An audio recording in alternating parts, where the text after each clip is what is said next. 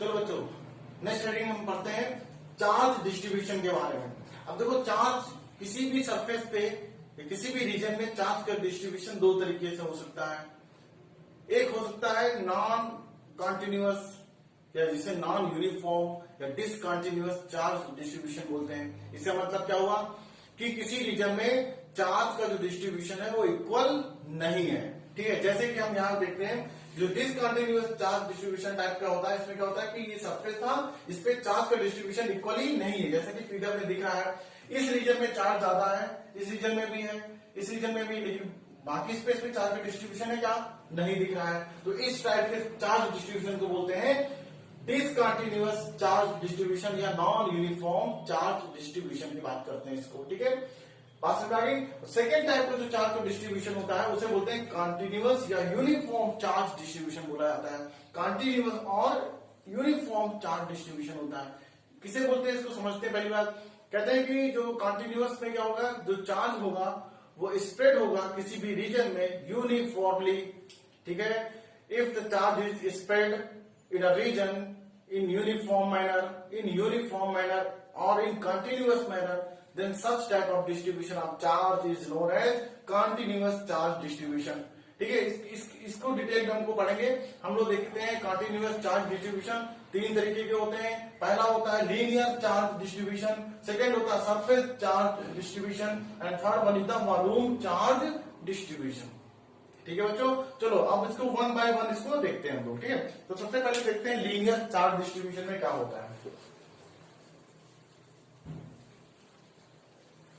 चलो यहां देखते हैं, सबसे पहले क्या लीनियर चार्ज डिस्ट्रीब्यूशन की बात करते हैं। लीनियर चार्ज डिस्ट्रीब्यूशन की बात करते हैं। ठीक है, कहते हैं कि जैसे मान लो ये एल लेंथ का हमारे पास कोई रॉड है, एल लेंथ का कोई रॉड है हमारे पास। ठीक है, और इस पे हमारा चार्ज इक्वली पूरे लेंथ ऑफ द रॉड पे इक्वली डिस्ट्रीब्यूट है। टोटल चार्ज कितना, क्यू चार्ज पूरे रॉड पे इक्वली डिस्ट्रीब्यूट है इन यूनिफॉर्म मैनर में डिस्ट्रीब्यूट है। या हमने कहा कोई मेटालिक रिंग है, इस रॉड को मैंने एक रिंग का शेप दे दिया, तो हमने इस रिंग पे चार्ज देंगे, इसको चार्ज करेंगे तो ये चार्ज इक्वली इस रिंग के चारों तरफ इक्वली डिस्ट्रीब्यूट हो जाएगा। बात समझ में आया। रॉड हो या मेटालिक रिंग हो, उस केस पे हम चार्ज सप्लाई करेंगे तो जो चार्ज होगा वो पूरे लेंथ में इक्वली डिस्ट्रीब्यूट होगा। तो इस टाइप के डिस्ट्रीब्यूशन को बोलते हैं लीनियर चार्ज डिस्ट्रीब्यूशन। बात समझ आ गई। अच्छा, लीनियर चार्ज डिस्ट्रीब्यूशन को रिप्रेजेंट करने के लिए एक टर्म यूज करते हैं जिसे बोलते हैं लीनियर चार्ज डेंसिटी। क्या बोलते हैं इसको, लीनियर चार्ज डेंसिटी। ठीक है, लीनियर चार्ज डेंसिटी बोला जाता है उसको। ठीक है, इसको रिप्रेजेंट करते हैं लेमडा से। किससे रिप्रेजेंट करते हैं, लेमडा से। इसकी डिफिनेशन क्या होती है, इसे बोलते हैं लेमडा की डिफिनेशन कैसे डिफाइन कर सकते हैं इसको हम, it is charge per unit length. क्या बोलते हैं इसको, इट इज चार्ज, लेमडा क्या होगा, it is charge per unit length. इससे रिप्रेजेंट करते हैं। ठीक है, बात समझ आ गई कि total charge Q is distributed over the length of the rod। ठीक है, तो इसे बोलते हैं लीनियर चार्ज डेंसिटी बोलते हैं। अच्छा, मान लो हमने इसका कोई स्मॉल फ्रेगमेंट, इस रॉड एल लेंथ के रॉड का कोई स्मॉल फ्रेगमेंट डी एल ले लिया मैंने, डी एल, तो इसका चार्ज पे, इस पे चार्ज भी कितना होगा, स्मॉल लेंथ के रॉड पे चार्ज कितना होगा, वो भी स्मॉल होगा। ठीक है, तो दूसरा डिफिनेशन यहां से इसका फॉर्मूला लिख सकते हैं D Q upon D L. बात समझ आ गई, D Q upon D L, तो यहां से डी क्यू की वैल्यू आ गई कितनी, लेमडा इंटू डी एल। बात समझ आ गई, लेमडा इंटू डी एल। तो इस टाइप के डिस्ट्रीब्यूशन को बोला गया लीनियर चार्ज डिस्ट्रीब्यूशन। और जो टर्म हम यूज करते हैं इसको डिफाइन करने के लिए उसे बोलते हैं लीनियर चार्ज डेंसिटी। बात समझ आ गई। अच्छा, अब रही बात इसके यूनिट की बात करते हैं। तो यूनिट का होने वाला इसका फॉर्मूले से दिख रहा है, क्या होगा, कूलम पर मीटर। क्या होगा भाई, कूलम पर मीटर। ठीक है, अच्छा तो डेफिनेशन लिख लेंगे बच्चों। ठीक है, इट इज क्या होगा, लीनियर चार्ज डेंसिटी डिफाइन कैसे करेंगे, it is charge per unit length. लिख दो यहाँ पे, चलो लिख देते हैं, it is charge per unit length of the rod. इसे बोलते हैं लीनियर चार्ज डेंसिटी। ठीक है, चलो सेकेंड टाइप का पढ़ते हैं हम लोग। सेकेंड टाइप का पढ़ते हैं हम क्या, सरफेस चार्ज डिस्ट्रीब्यूशन। ठीक है, तो नाम से पता चला सरफेस। ठीक है, कैसे डिफाइन करते हैं, इसको हटा दो, इसको हटा देते हैं।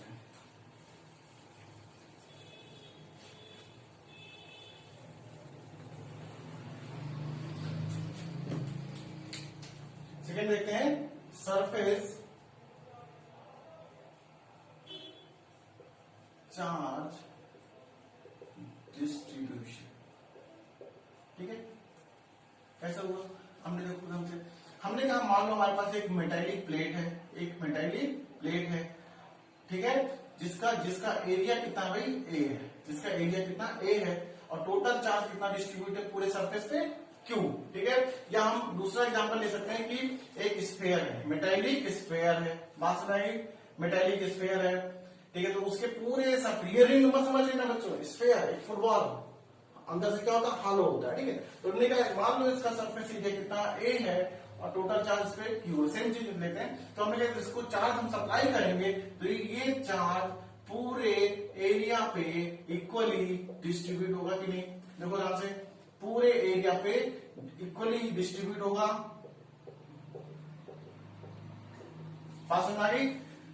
तो सरफेस चार्ज डिस्ट्रीब्यूशन, इस टाइप की डिस्ट्रीब्यूशन को बोलते हैं सरफेस चार्ज डिस्ट्रीब्यूशन। ठीक है, अब देखो इसको डिफाइन करने के लिए एक टर्म यूज करते हैं जिसे बोलते हैं surface charge density. Surface charge density बोलते हैं इसको। ठीक है, जिसको सिग्मा से रिप्रेजेंट करते हैं। किससे भाई, सिग्मा से रिप्रेजेंट करते हैं। कैसे डिफाइन कर सकते हैं इसको, इट इज, क्या लिखेंगे इसको भाई, it is charge per unit area. It is, कैसे डिफाइन करेंगे, it is charge per unit area. उसको क्या बोलेंगे भाई, सिग्मा से, जिसे बोलते हैं सरफेस चार्ज डेंसिटी बोलते हैं। ठीक है, तो यहां से अकॉर्डिंग टू डेफिनेशन सिग्मा क्या आ जाएगा, total charge upon total area. बात समझ में आई, total charge upon total area. ठीक है, अच्छा मान लिया हमने इस प्लेट में से छोटा सा टुकड़ा, इसका छोटा सा पीस मैंने कट कर लिया, जिसका एरिया क्या था, डीए था। ठीक है, स्मॉल एरिया था, तो डीए था, तो उस पर चार्ज भी कितना होगा, स्मॉल होगा। तो यहाँ पे सिग्मा की दूसरी वैल्यू लिख सकते हैं हम क्या, D Q upon D A. बोलो भाई, लिख सकते हैं बिल्कुल। ठीक है, तो यहां से डी क्यू की वैल्यू क्या आ गई, सिग्मा इंटू डी ए। ठीक है, सिग्मा इंटू डी ए हो जाएगी। तो इसे बोलते हैं सरफेस चार्ज डेंसिटी। यहां से यूनिट की बात करते हैं, इसके यूनिट की बात करो तो सरफेस चार्ज डेंसिटी की यूनिट कितनी होगी भाई, होगी कूलम पर मीटर स्क्वायर। पे एरिया की यूनिट क्या होती है, मीटर स्क्वायर, और चार्ज की यूनिट होती है कूलम, तो कूलम पर मीटर स्क्वायर। ठीक है, डायमेंशन तो निकाल लेंगे, आई थिंक डायमेंशन तो सब लोग निकाल सकते हैं इसको। ठीक है, चलो थर्ड टाइप का डिस्ट्रीब्यूशन लेते हैं जिसे बोलते हैं वॉल्यूम चार्ज डिस्ट्रीब्यूशन। क्या बोलते हैं इसको, वॉल्यूम चार्ज डिस्ट्रीब्यूशन। हटा दो इसको। ठीक है,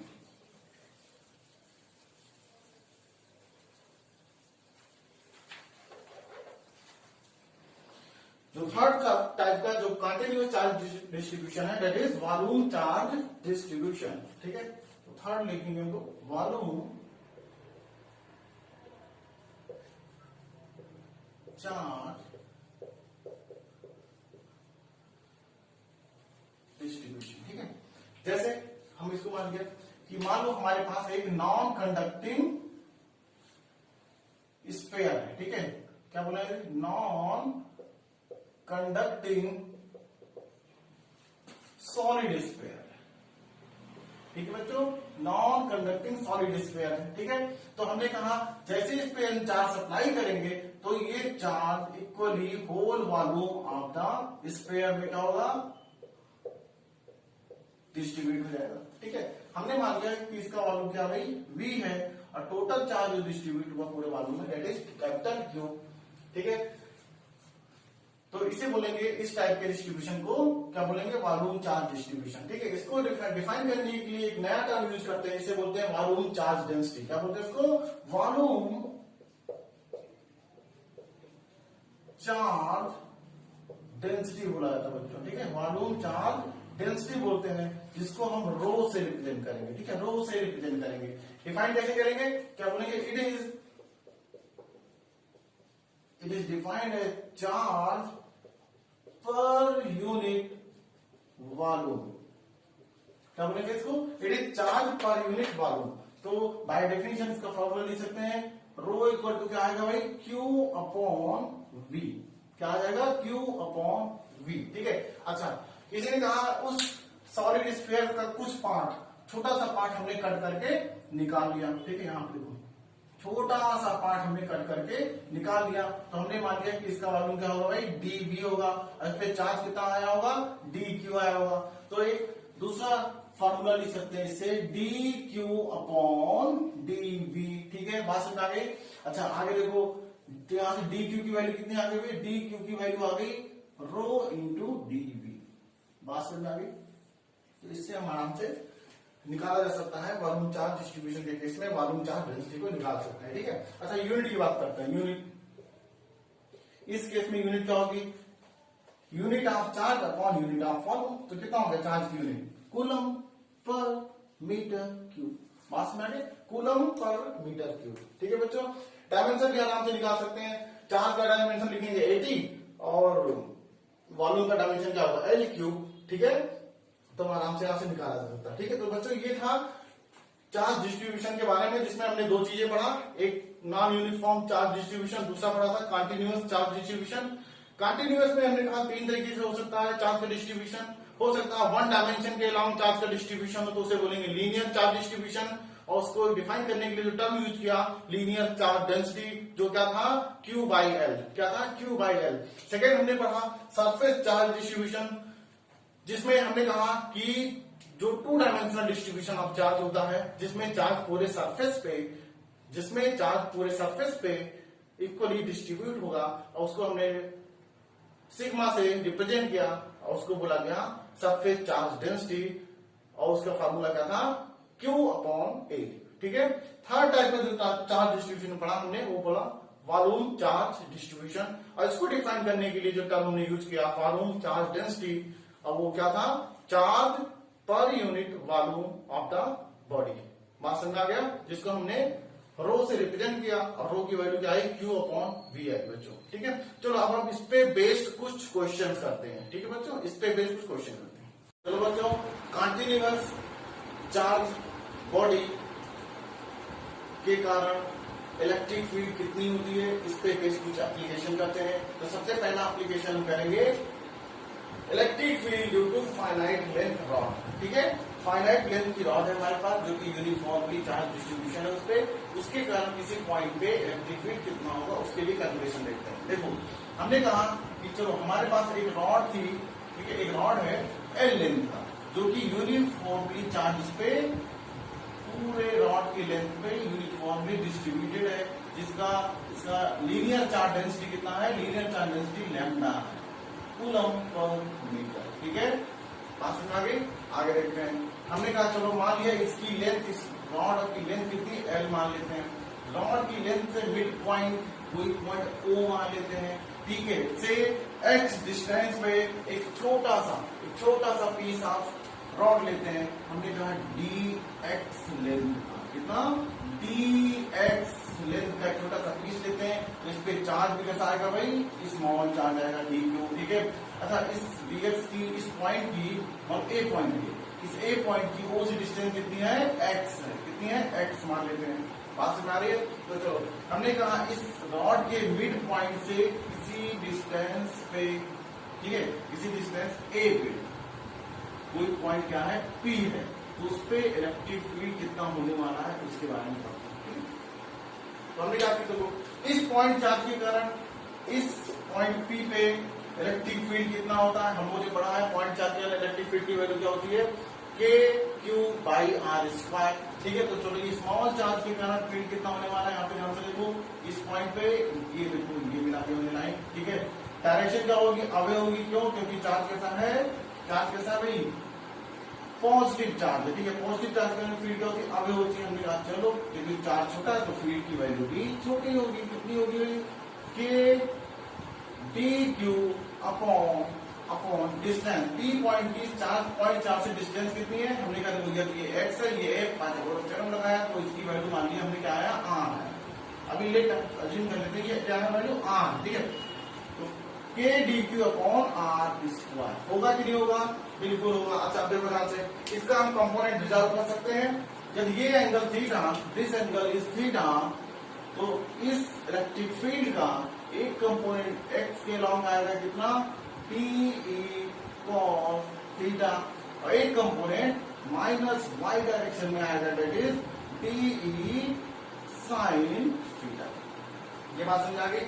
अच्छा अब क्या करना है यहाँ पे देखो ध्यान से, तो हमने कहा कि जितना मिड पॉइंट से जितने डिस्टेंस पे अपर साइड में x डिस्टेंस पे जो स्मॉल चार्ज दिया था, ठीक उतने ही डिस्टेंस पे हम नीचे साइड में, ठीक है, रॉड के बिलो उतने ही डिस्टेंस पे उतना ही छोटा सा रॉड का पीस करते हैं, उसका लेंथ मानते हैं dx है, तो चार्ज भी कितना होगा इस पे, dq स्मॉल चार्ज होगा, ठीक है। अच्छा बताओ इसके कारण फील्ड निकाल सकते हैं, फील्ड हमने बिल्कुल निकाल सकते हैं। यहाँ पे देखो ध्यान से, यदि ये यहाँ से यहाँ की डिस्टेंस कितनी है, अभी भी x है, ठीक है, तो इस dq चार्ज के कारण पॉइंट B पे फील्ड कितना होने वाला है, ये देखो ध्यान से इस डायरेक्शन में होगा। अब देखो ये भी क्या है r, क्यों, क्योंकि O से P की डिस्टेंस a, O से इस पॉइंट चार्ज की डिस्टेंस x, सिमेट्री है, दोनों में सिमेट्री है, इसलिए फील्ड की वैल्यू भी कितनी होगी, सेम होगी, कितना, k dq upon r square, ठीक है बच्चों, ठीक है। अब देखो यदि ये एंगल थीटा है तो ये एंगल भी थीटा ही होगा, क्योंकि सारे डायमेंशन सेम है हमारे, तो इसका एक कंपोनेंट आएगा along the direction of x, कितना, DE cos थीटा आएगा, और एक कंपोनेंट आएगा along the plus y direction that is DE sin theta. बात समझ आ गई। तब देखो क्या दिख रहा है कि DE the magnitude of electric field due to the point charge is same, इसलिए ये कंपोनेंट डायरेक्शन अपोजिट है, इसलिए sine theta component will be cancel out to each other. बात समझ आ गई, ठीक है। अब चलो हमने कहा तो हमको नेट इलेक्ट्रिक फील्ड, हमको क्या पता है इस रॉड के कारण जो नेट इलेक्ट्रिक फील्ड इस P पॉइंट पे मिलने वाली है अलोंग प्लस x डायरेक्शन में मिलने वाली है, ठीक है। तो चलो हमने क्या देखा यहाँ पे कि E नेट निकालते हैं। E नेट कितना होने वाला भाई, हमने कहा 2D cos थीटा, ठीक है। अच्छा इस तरह जितने पीस O से लोअर रिंग पे बनेंगे उतने ही पीस अपर रिंग पे बनेंगे, सारे y कंपोनेंट वाले एक दूसरे को क्या करेंगे, कैंसिल करेंगे, और सारे x वाले क्या करेंगे, आपस में ऐड हो जाएंगे, ठीक है। अच्छा हम लिमिट कितना देखते हैं, मतलब हाफ पार्ट में 0 से L तक जाते हैं, सॉरी 0 से टोटल लेंथ L है, तो ये हाफ लेंथ कितना होगा, L/2। हम लिमिट क्या देते हैं यहाँ पे, टोटल फील्ड किसके कारण होगी, इस हाफ के कारण, और ये हाफ के कारण, मैंने डबल पहले से कर दिया, तो हम लोअर हाफ के लिए निकालते हैं, इंटू 2 कर दिया, तो पूरे रॉड के लिए हमको इलेक्ट्रिक फील्ड इस P पॉइंट में मिल जाएगा कि नहीं। बात समझ आ गई, ये बात समझ आई। चलो आगे देखते हैं DE की वैल्यू कर दिया जाए। अरे यहाँ पे लिमिट क्या दे देंगे भाई, लिमिट क्या देंगे हम, 0 से L/2 देंगे, ठीक है, 0 से L/2। ये हाफ पोर्शन के कारण होगा, हाफ के कारण भी सेम आएगा, इसलिए हमने 2 से मल्टीप्लाई कर दिया। बात समझा कि चलो वैल्यू रखते हैं यहाँ पे, देखो ध्यान से 2DE की वैल्यू क्या है, k dq upon r square, ठीक है। हमने रखा 0 से L/2 k dq upon r square into cos theta, ठीक है। अब देखो इस सिमेट्री से देखो, हम एक राइट एंगल ट्रायंगल देखते हैं AOP पे, ठीक है, तो ये थीटा है, तो cos थीटा क्या होगा, बेस अपॉन हाइपोटेन्यूज, ठीक है। तो यहाँ पे क्या लिख सकते हैं हम, यहाँ से 2 0 to L/2 k dq upon r square, ये तो पहले से था, ठीक है। इसके कारण कितना आएगा, A अपॉन r, कितना आएगा, A अपॉन r। बात समझ आ गई। चलो ये नेट फील्ड के लिए फार्मूला आ जाती है, इसको सिंप्लीफाई करना है, अभी सॉल्व नहीं होगा, अभी देखो। अब हम करते हैं क्या, बताओ भाई dq की वैल्यू कितनी होगी, हमने चार्ज पर यूनिट लेंथ, ठीक है, लीनियर चार्ज डेंसिटी के बारे में पढ़ा है, तो बताओ ये इस रॉड का चार्ज पर यूनिट लेंथ या लीनियर चार्ज डेंसिटी लैम्डा है, तो dq dx छोटे चार्ज का, छोटे पार्ट का, छोटे पॉइंट का चार्ज कितना होगा, dq की वैल्यू कितनी आएगी, देखो ध्यान से यहाँ पे कर देते हैं, तो dq हमारा क्या बनेगा, लैम्डा इंटू dx। ये बात समझ आ गई। तो अभी हमको वैल्यू रिप्लेस करनी है, तो dq की वैल्यू रिप्लेस करनी है किससे, लैम्डा इंटू dx से। अब देखते हैं r के बारे में, r क्या होगा, देखो ज्योमेट्री से r क्या होने वाला है, under root a square plus x square. देखो ध्यान से, ये r क्या होगा, बेस का स्क्वायर प्लस परपेंडिकुलर का स्क्वायर का रूट, ठीक है। तो r की वैल्यू याद, इन दोनों वैल्यू को उस इक्वेशन में पुट करते हैं, ठीक है। तो ई नेट कितना आने वाला, देखो ध्यान से, ई नेट इक्वल टू आएगा हमारा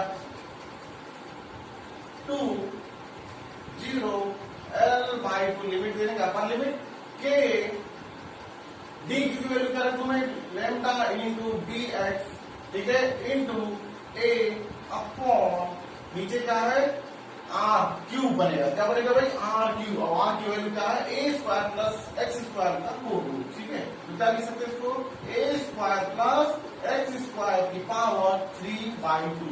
देखो ध्यान से, अब इसमें जो कॉन्स्टेंट उसको बाहर ले लेते हैं, ठीक है। तो 2 कॉन्स्टेंट क्या है, के कॉन्स्टेंट क्या है, लैम्डा कॉन्स्टेंट क्या है, ए, ये पी पॉइंट को फिक्स कर रखा मैंने इस चार्ट से, ठीक है। तो ये भी हमारा कॉन्स्टेंट है, तो कॉन्स्टेंट को बाहर लिया, तो बाहर क्या है, के लैम्डा ए, ठीक है, 0 to L/2, अंदर क्या बचा, dx upon a square plus x square का 3/2। बोलो यहां समझ में आ गया। अब देखो बच्चों, यहाँ पे क्या करना होता है, ये इंटीग्रेशन करना है, ये थोड़ा कॉम्प्लिकेटेड कैलकुलस लगता है यहाँ पे, तो इसका रिजल्ट याद रखेंगे तो ज्यादा हमारे लिए अच्छा होगा। नहीं तो मैं नेक्स्ट क्लास में इसके लिए वीडियो बनाऊंगा स्पेशली कैलकुलस के लिए, कि इस टाइप के क्वेश्चन को कैसे हम इंटीग्रेशन मेथड अप्लाई कर सकते हैं, ठीक है। तो चलो यहाँ पे डायरेक्टली याद रखते हैं इसके लिए, फिलहाल के लिए, तो 2k लैम्डा ए। अब देखो होता क्या है, अब देखो ये कांस्टेंट है, ये वेरिएबल है, ठीक है। तो उसका रिजल्ट जो आता है होता है तो x upon a square bracket में a square plus x square की पावर 1/2 करना है। इस टर्म का इंटीग्रेशन डीएक्स के रिजल्ट में क्या आएगा, ये आप तो इसको याद रखेंगे तो ज्यादा सही रहेगा, ठीक है। नहीं तो मैं इसको नेक्स्ट क्लास में इसका वीडियो में बना के डालूंगा इस पे, जिससे कि आप कैसे इसका मेथोडोलॉजी क्या है आप सीख सकते हैं, ठीक है। तो चलो आगे देखिए, इसमें लिमिट दे दें, लिमिट क्या है 0 से L/2, 0 से L/2 करते हैं इसमें वैल्यू को, ठीक है। चलो रखते हैं, तो हमने क्या लिखा, 2k लैम्डा ए, ठीक है। चलो इस पे रखते हैं, x की वैल्यू कितनी, L/2 अपर लिमिट अपॉन, अच्छा ये जो कांस्टेंट का बाहर निकाला तो ये कैसे ये कैंसिल, अभी फिलहाल बाहर रखते हैं इसको, ए स्क्वायर, ठीक है।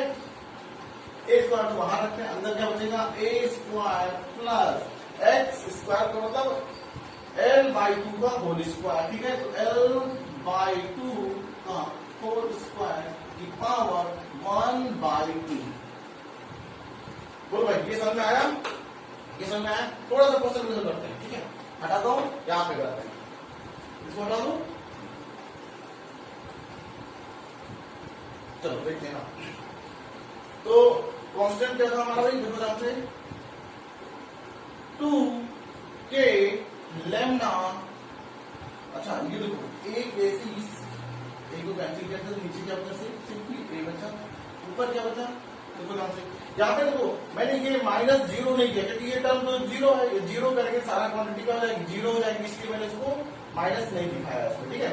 Upper limit minus lower limit होता है, तो लोअर लिमिट तो 0, इसलिए ओवर क्वांटिटी हो जाएगी 0 हो जाएगी, ठीक है। यहाँ पे लिख सकते हैं ऐसे, कंफ्यूजन ना हो तो लिखिए दो, बात तो वही हमारी, ठीक है। चलो आगे देखिए, तो यहाँ पे क्या है, देखो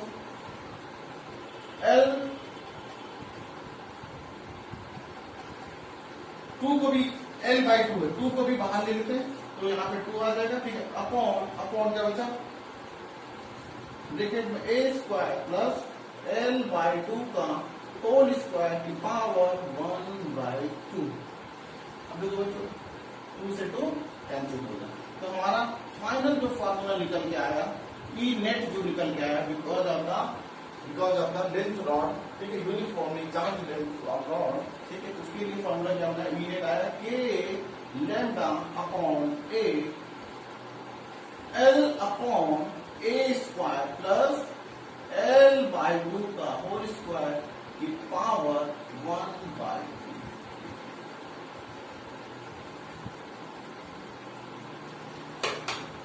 ठीक है बच्चों, तो ये हो गया हमारा electric field due to finite length rod which have continuous charge distribution having linear charge density lambda. ठीक है बच्चों, चलो नोट करो। चलो बच्चों, कंटिन्यूअस चार्ज डिस्ट्रीब्यूशन का सेकंड एप्लीकेशन पढ़ते हैं। हम इलेक्ट्रिक फील्ड निकालने जा रहे हैं due to infinite length rod. ठीक है, इस बार हमारे जो रॉड की लेंथ कैसी है, इनफाइनाइट है। ठीक है, चलो हमने कहा कि एक रॉड है हमारे पास, ये देखो वो कैसी है, इनफाइनाइट लेंथ की है। ठीक है, इनफाइनाइट लेंथ की रॉड है। ठीक है, ये देखो, अच्छा हमने यहाँ कहीं मैंने ये माना कि ये पॉइंट ओ उसका सेंटर पॉइंट है, ये मान लिया कि ये पॉइंट ओ इसका सेंटर पॉइंट है। ठीक है, इस रॉड के कारण किसी पॉइंट पी पे हमको इलेक्ट्रिक फील्ड फाइंड आउट करना है। ठीक है, हमने कहा अच्छा चार्ज का डिस्ट्रीब्यूशन कैसा भाई, यूनिफॉर्मली चार्ज हमारा पूरे लेंथ ऑफ रॉड पे डिस्ट्रीब्यूटेड है। हमने कहा कि इसका जो लीनियर चार्ज डेंसिटी कितना है, लैम्डा कूलम पर मीटर है। ठीक है, हमने क्या माना, ओ पॉइंट से एक्स डिस्टेंस पे, ओ पॉइंट से एक्स डिस्टेंस पे हमने छोटा सा पीस ऑफ रॉड लिया। ठीक है, जिसकी लेंथ कितनी है, dx है। ठीक है, dx है, यहां से यहां ओ से डिस्टेंस कितनी भाई, x मान लिया। ठीक है, कितना मान लिया, x मान लिया। ठीक है, मतलब इस dx जो पीस लिया, पीस ऑफ द रॉड लिया, तो उस पर चार्ज भी कैसा होगा, बहुत स्मॉल होगा। कितना होगा, हमने कहा dq, कितना होगा भाई, dq होगा। अच्छा, क्या हम dq की वैल्यू बता सकते हैं, हमने कहा बिल्कुल बता सकते हैं। अगर हमको लीनियर चार्ज डेंसिटी पता है, कितना होगा, लैम्डा इंटू dx, होगा कि नहीं होगा, बिल्कुल होगा। अभी हमने किया था इसके पहले क्वेश्चन में। ठीक है, चलो इस पॉइंट चार्ज के कारण है ना, हमने कहा ओ से पी की डिस्टेंस मान लिया, कितना a मान लेते हैं। ठीक है, हमने इस पॉइंट चार्ज के कारण पी पॉइंट की फील्ड कितनी होने वाली है, देखो ध्यान से। ठीक है, ये होगी। ठीक है, ये होगी।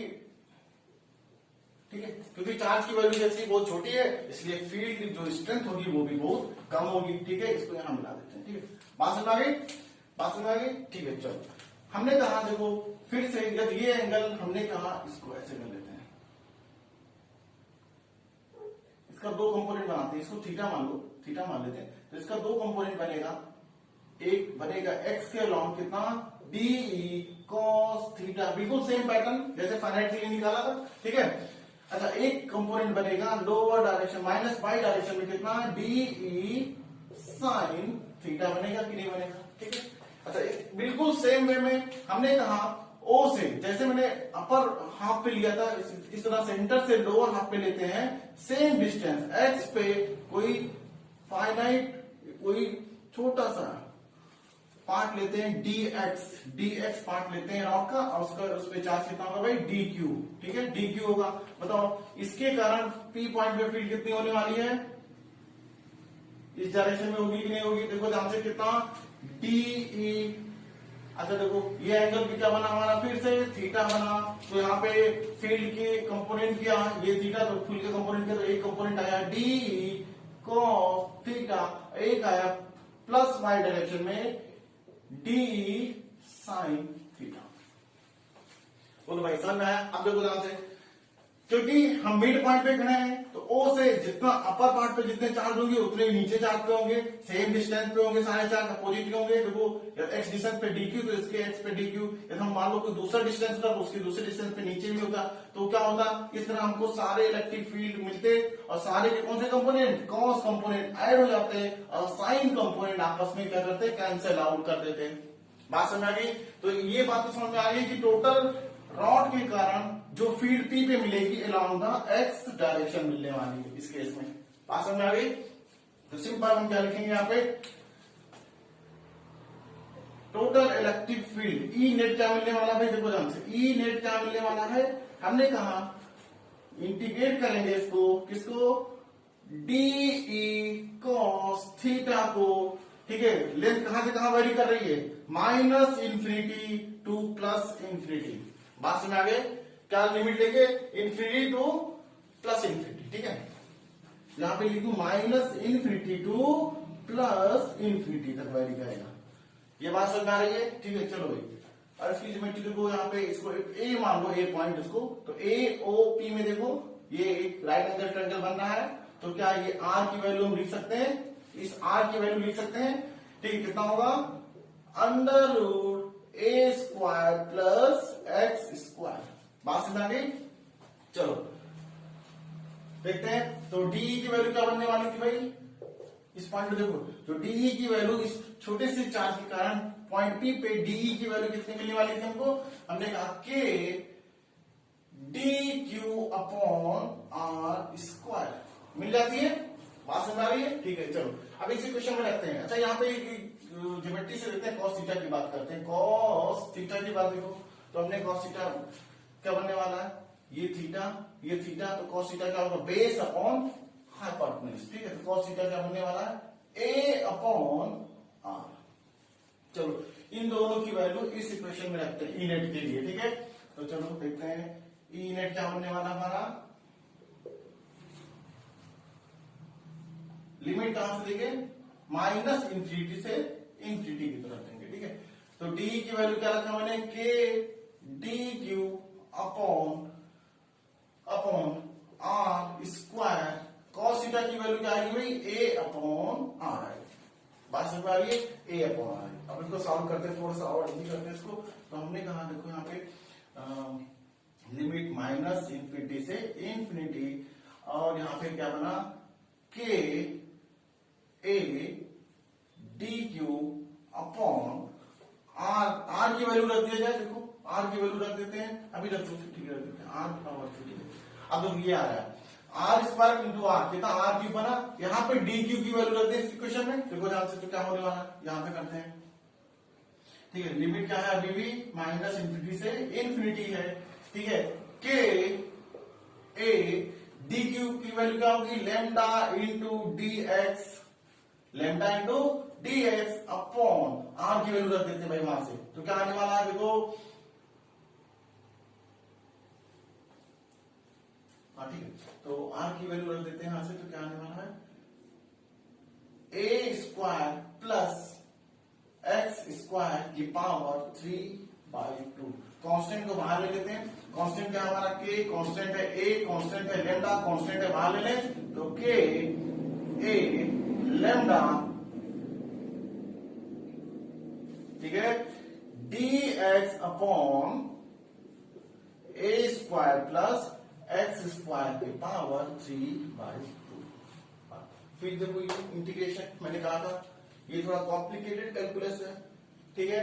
चलो इसको मैंने कहा था याद करने के लिए, आई थिंक सबको याद हो गया होगा वो चीजें, ठीक है। और सॉल्व करते हैं इसको, तो के ए लेमडा, चलो इंटीग्रेशन देखते हैं इसका, क्या था भाई, क्या बन के आया था, x upon a square bracket में a square plus x square की power 1/2 limit minus infinity to infinity. ये बात समझ में आ गई। चलो अब सॉल्व करें आगे, लिमिट की वैल्यू रख देते हैं, ठीक है। चलो अच्छा, यहाँ पे देखो ए स्क्वायर भी बाहर निकल जाए, तो ए से ए कैंसिल हो जाएगा हमारा, एक ए कैंसिल हो जाएगा, तो क्या बचेगा, ओवरऑल के लेमडा अपॉन ए। चलो लिमिट दे दें, अब देखो x upper limit upon a square plus infinity square, समझ में आ रहा है, ए स्क्वायर प्लस इंफिनिटी स्क्वायर का पावर 1/2, ये equation. Upper limit minus lower limit, lower limit क्या होगा भाई, minus infinity upon a square plus minus infinity का स्क्वायर की पावर 1/2। तो यहां पर बात समझ आ गई। अब देखो ध्यान से, यहाँ पे कैलकुलेशन करते हैं। देखो क्योंकि ए इंफिनिटी तो बहुत बड़ा है, उसके कंपेयर में ए तो बहुत छोटा होगा, तो ए को निग्लेक्ट करने, ठीक है, निग्लेक्ट कर देते हैं, ठीक है।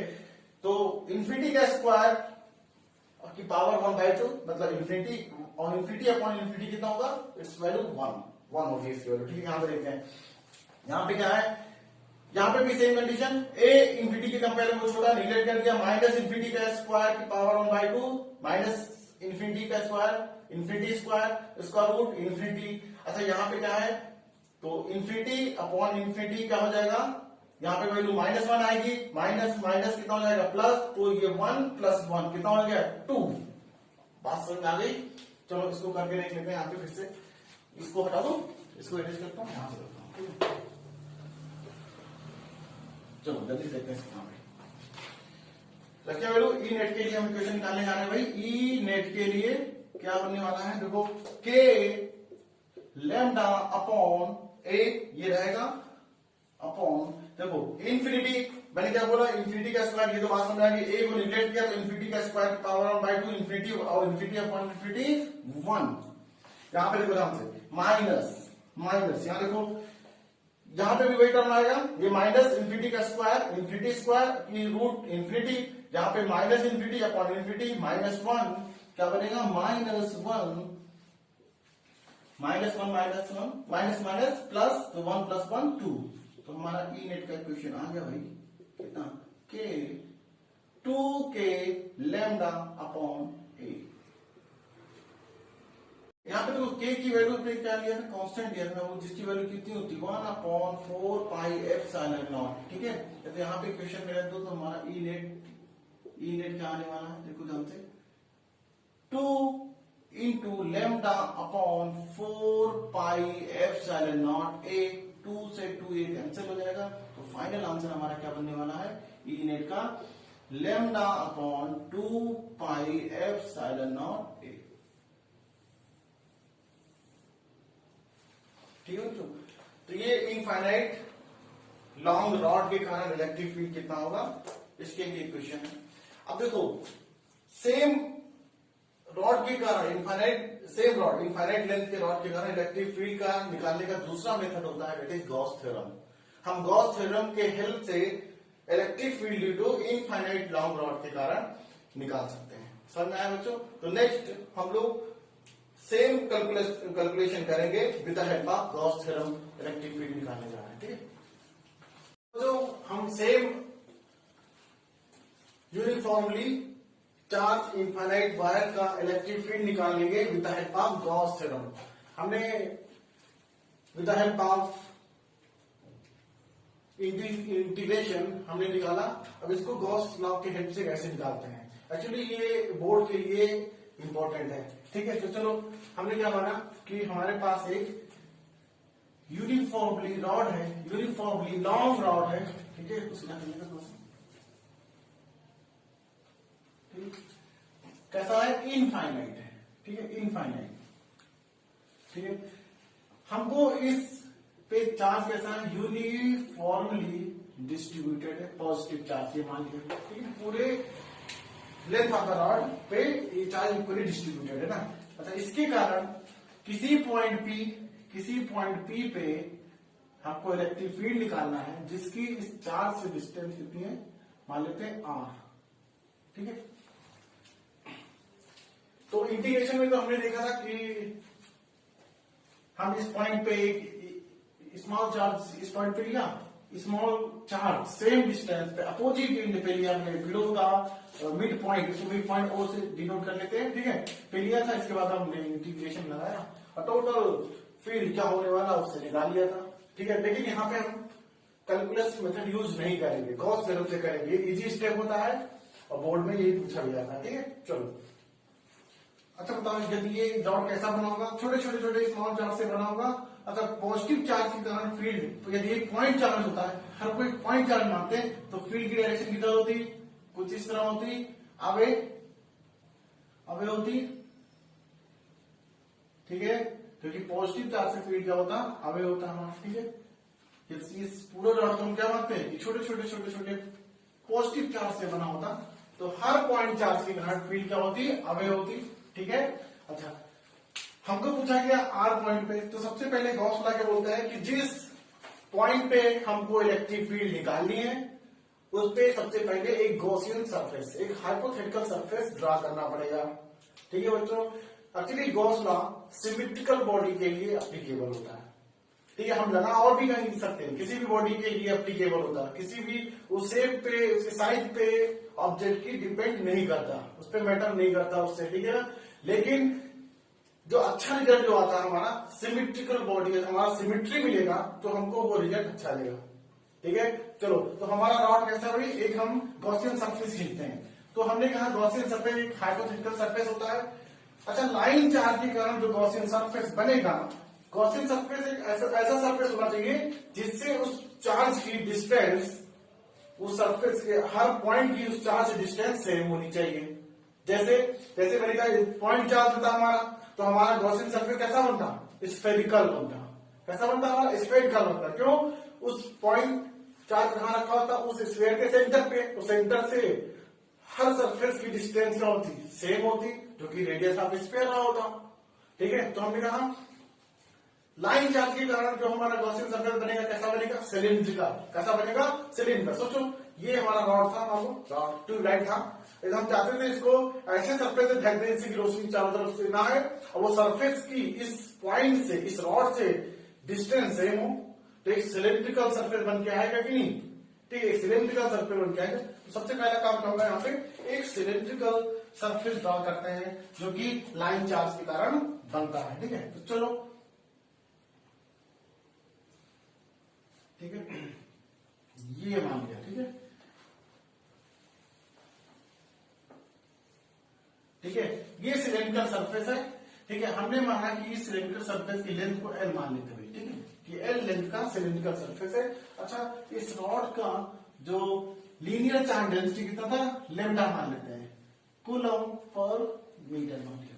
ठीक है, अब देखो गॉस लॉ क्या बोलता है, इसको अप्लाई करने से पहले गॉस लॉ देखते हैं। गॉस लॉ बोलता है कि total electric flux emerges from the body is equal to the total charge into 1/एप्सिलॉन नॉट।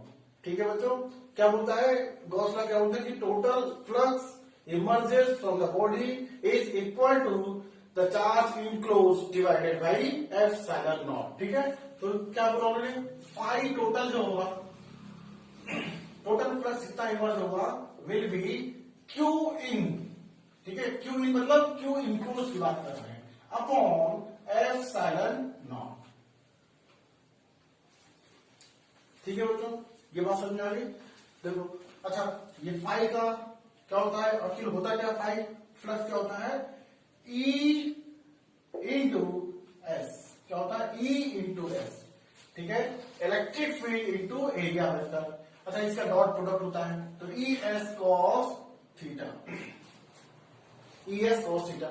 बात समझ में आ गई। फ्लक्स, कितना फ्लक्स निकलेगा, कितना इलेक्ट्रिक फ्लक्स निकलेगा किसी सरफेस से, किसी एरिया से, E into S cos theta. ये लगाते हैं। चलो इसका एप्लीकेशन देखते हैं। अब यहाँ पे देखो, जब हमने एक सिलेंडर सरफेस देखा तो यहाँ पे हमको 3 फेस मिल रहे हैं। एक देखो, एक फेस ये होगा, इसका मैंने मान लिया एरिया कितना है, S1। ठीक है, इसका मान लिया एरिया हमारा, सरफेस एरिया कितना है, S1। अच्छा, दूसरा इसका सिलेंडर का नीचे बॉटम वाला होगा, इसका हम सरफेस एरिया क्या मान लेते हैं, S2 मान लेते हैं। और ये कर्व सरफेस जो होगा, तो सिलेंडर का जो कर्व सरफेस होगा, इसका जो एरिया मान लेते हैं हम S3। सरफेस एरिया क्या मान लिया, तो हमारे पास क्या हो जाएगा, सिलेंडर में 3 सरफेस है, एक अपर को मैंने क्या S1 मान लिया, लोअर को S2 मान लिया, और कर्व सरफेस को S3 मान लिया। अब देखो, यदि हमको टोटल फ्लक्स निकालना है तो क्या चाहिए, E dot S cos theta. ठीक है, अच्छा देखो यहां पे देखो ध्यान से, ये एरिया वेक्टर छोटा सा पार्ट लिया, तो इसका एरिया वेक्टर किधर होगा, तो ध्यान से इसका एरिया वेक्टर किधर होगा, इस डायरेक्शन में। ठीक है, ये एरिया वेक्टर दिखाना। ठीक है, अच्छा इंटरसेप्ट में यहां पे देखा जाए अपर फेस पे, तो इसका एरिया वेक्टर किधर होगा, इस डायरेक्शन में होगा। ठीक है, S1, और इसका एरिया वेक्टर किधर होगा, नीचे की तरफ होगा, कितना, S2। सॉरी, इसको 3 लिख देते हैं, जो नाम दिया है एरिया तो सरफेस के लिए उसी को लिखते हैं। ठीक है, तो यहां से हम देखेंगे। ठीक है, अच्छा बताओ यहाँ पे इलेक्ट्रिक फील्ड मैंने कहा किस डायरेक्शन में, देखो यहाँ से सारी लाइनें ये है इलेक्ट्रिक फील्ड की। इलेक्ट्रिक फील्ड और एरिया वेक्टर में ये फेस वन पे कितना एंगल बन रहा है, ई और एस के बीच थीटा कितना बन रहा है यहाँ पे, इस केस में थीटा कितना है 90 डिग्री। इलेक्ट्रिक फील्ड क्या इधर, एरिया वेक्टर क्या ऊपर, ये देखो एरिया वेक्टर ऊपर और इलेक्ट्रिक फील्ड ये, तो एंगल कितना 90 डिग्री। अच्छा इसमें देखते हैं, सेम यहाँ पे देख लेते हैं पहले, एरिया वेक्टर नीचे इलेक्ट्रिक फील्ड ये एंगल कितना, एरिया वेक्टर और इलेक्ट्रिक फील्ड में थीटा कितना दिख रहा है यहाँ पे भी 90। अच्छा यहाँ पे बात करते हैं इलेक्ट्रिक फील्ड की डायरेक्शन और एरिया वेक्टर की डायरेक्शन से, तो इस केस में थीटा कितना आ रहा भाई 0 डिग्री, ठीक है कितना 0। चलो टोटल फ्लक्स निकालते हैं, टोटल फ्लक्स निकालते हैं कि एल लेंथ के वायर से कितना फ्लक्स जनरेट होता है सिलेंड्रिकल बॉडी से, ठीक है। तो फाई टोटल यहाँ पे देखा तो हमने कहा 3 फाई मिल रहा है, एक फ्लक्स फर्स्ट सरफेस से अपर सरफेस से, सेकेंड लोअर सरफेस से और थर्ड फ्लक्स हमको मिलेगा इस कर्व सरफेस से। तो हम लिख लिया phi 1 plus phi 2 plus phi 3 लिख सकते हैं। चलो देखते हैं 1 बाय 1। फाई 1 कितना होने वाला है, हमने कहा E into S cos theta, S cos S1 है वो क्या है S1। अच्छा कॉस थीटा कितना, फर्स्ट सरफेस के लिए ई और एस के बीच कितना एंगल है 90 डिग्री, कोई मतलब नहीं 0 होने वाला है, ठीक है। Plus phi 2 plus second surface से कितना निकलने वाला है, हमने कहा ई एस 2 कॉस 90 दिख रहा है यहाँ पे। And third surface curve surface से कितना निकलने वाला, ई एस 3 कॉस 0। अब देखो कॉस 90 0, तो ये टर्म क्या होने वाला है 0, यहाँ पे भी ये टर्म होने वाला है 0, कॉस 0 की वैल्यू 1 होती है, तो इसलिए यहाँ पे टोटल प्लस कितना आ रहा है ई इंटू एस 3, ठीक है। तो हमने क्या देखा कि इस लाइन चार्ज के कारण जितना भी चार्ज अंदर इंक्लोज है इसके कारण फ्लक्स सिर्फ कर्व सरफेस से ही निकलेगा हमारे पास, ठीक है, बाकी अपर और लोअर सरफेस से कोई फ्लक्स मिलने वाला नहीं है। तो यहाँ पे फाई टोटल कितना आ गया हमारे पास ई इंटू एस 3, ठीक है। अच्छा ये किसके बराबर होगा, ये किसके बराबर होगा, अकॉर्डिंग टू गॉस लॉ ये total charge in upon epsilon not के बराबर होना चाहिए। देखो ध्यान से, total charge in upon epsilon not होना चाहिए, ठीक है। चलो हमने मान लिया कि ये इस सिलेंडर का रेडियस, जो सिलेंडर मैंने गॉसियन सरफेस बनाया सिलेंड्रिकल शेप का, इसका रेडियस मान लेते हैं कितना है कैपिटल आर, ठीक है। तो क्या इस कर्व सरफेस का सरफेस एरिया निकाल सकते हैं, बिल्कुल निकाल सकते हैं। कितना होगा ई इंटू कितना होता है सिलेंडर का surface area 2 pi r into l, ठीक है। सिलेंडर की लेंथ कितनी एल, रेडियस कितना आर, तो सरफेस एरिया कितना 2 पाई आर इंटू एल, ठीक है। अच्छा चलो क्यू इन की बात करते हैं। हमने कहा हमको लीनियर चार्ज डेंसिटी पता लेना क्या होता है, चार्ज पर यूनिट लेंथ, ठीक है। पर यूनिट लेंथ में कितना चार्ज है वो डिफाइन करता है। तो बताओ टोटल कितना चार्ज इंक्लोज्ड है उसको डिफाइन कर सकते हैं हम यहाँ से, कितना चार्ज इंक्लोज्ड है, क्यू इन कितना होगा, हमने कहा सिंपल क्या होने वाला है यहाँ पे, देखो ध्यान से, क्यू इन कितना होने वाला है, बस यही लाइन चार्ज जो कि इस सरफेस से इंक्लोज्ड है, ठीक है। तो हमने कहा बस उसी के कारण तो चार्ज है, उसी कारण तो फ्रीडम लोग देख रहे हैं। तो क्यू इन कितना होने वाला है, हमने कहा lambda into L, lambda into l, ठीक है। यहां पे रखते हैं क्यू इन की जगह क्या रखें, lambda into L upon epsilon. तो यहां से कुछ कैंसिल हुआ, एल से एल कैंसिल हो गया, तो देखो ई इक्वल टू क्या है lambda upon 2 pi epsilon naught r. देखो इसके पहले कैलकुलस मेथड से किया था मैंने, तो कितना लेंदी प्रोसेस था, लेकिन उसको कराने का एक मकसद था क्योंकि आईआईटी और नीट में कुछ टाइप के क्वेश्चन पूछे जाते हैं, इसलिए हमको एप्लीकेशन आना चाहिए। लेकिन बोर्ड के पॉइंट ऑफ व्यू से आपको गॉस थ्योरम के हेल्प से हम electric field due to infinite uniformly charge wire के कारण कैसे निकालते हैं ये सीखना है, ठीक है बच्चों। पता चलो यहाँ पे एक चीज देखते हैं, क्या दिख रहा है कि जो इलेक्ट्रिक फील्ड होता है is inversely proportional to r. ठीक है, ठीक है। Electric field due to infinite wire के कारण आर डिस्टेंस पे इलेक्ट्रिक फील्ड कितना होगा, वो इनवर्सली प्रोपोर्शनल टू आर। जैसे जैसे आर बढ़ता जाएगा फील्ड की वैल्यू कम होती जाएगी। अच्छा, पॉइंट चार्ज के बारे में क्या पढ़ा, वो क्या होता है, इनवर्स स्क्वायर लॉ को फॉलो करता है, लेकिन ये क्या फॉलो कर रहा है, नहीं कर रहा है। ठीक है, एक छोटा सा रेट में ग्राफ ई वर्सेस आर के बीच ग्राफ खींचेंगे तो क्या दिखेगा, वाई एक्सिस पे इलेक्ट्रिक फील्ड लेते हैं और एक्स एक्सिस पे आर ले लेते हैं। तो दिख रहा है कैसा, इनवर्स रिलेशन, मतलब रेक्टेंगुलर हाइपरबोला ग्राफ। ठीक है बच्चों, चलो नोट करो।